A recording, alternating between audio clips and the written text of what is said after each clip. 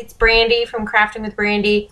I wanted to do another little video. This is going to be a short one, and all I'm going to do is teach you a little bit of Sewing 101. It's a little bit of information about the items that you need in order to start sewing if it's something that you're interested in doing.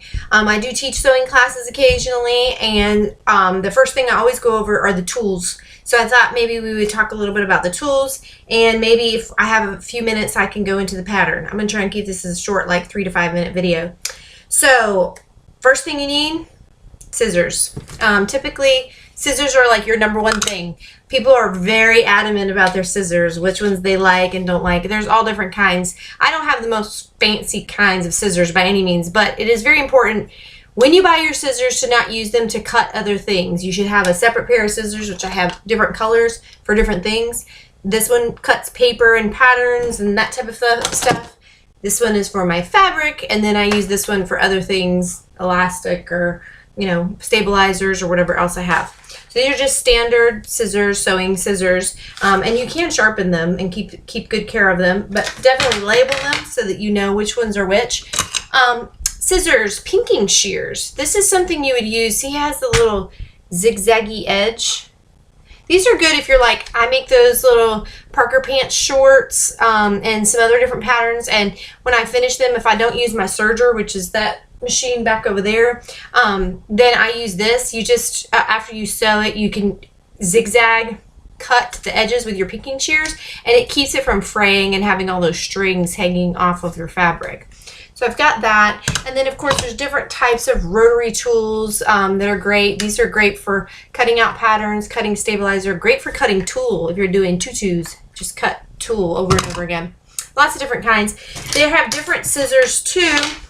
Your smaller little scissors for just like cutting your threads. Mine, I got this cute little peacock push pin, and I have a pair of scissors. And then my favorite are my applique scissors. These are fancy schmancy expensive scissors, but they have that curved edge so that I can get really close when I'm cutting my fabric off.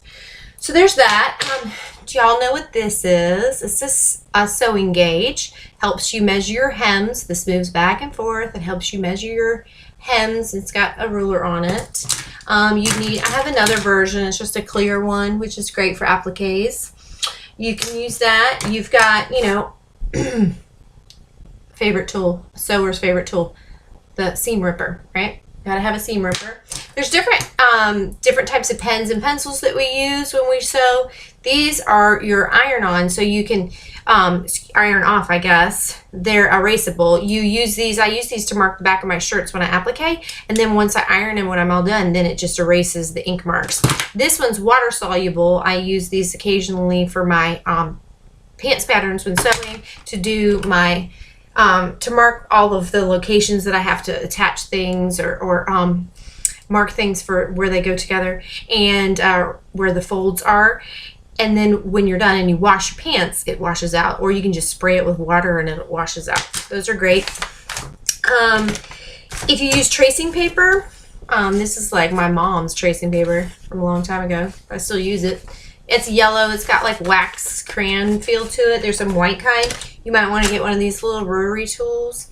And so you put the fabric, then the tracing paper, then the pattern, and then you just kind of roll over it, and it marks directly onto your fabric. So that way, if you're doing, like if you have a pattern and it has different sizes on the pattern from like 2 to size 6, and you're doing a size 4, this way you don't have to fold it, especially if it's got a curve. You can just use this rotary tool and mark your fabric, lift it up, and cut it where you need to cut it.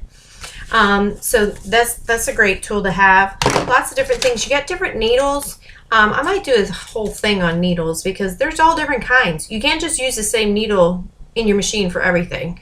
You have needles for jeans, needles for fine fabrics, needles for jersey.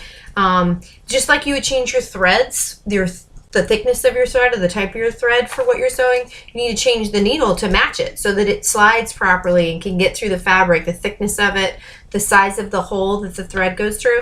And it's completely different set of needles for your applique machine. When you're appliquing, they need to be super sharp, fine point needles. So that's another great tool. I hear little feet coming, so they're on their way.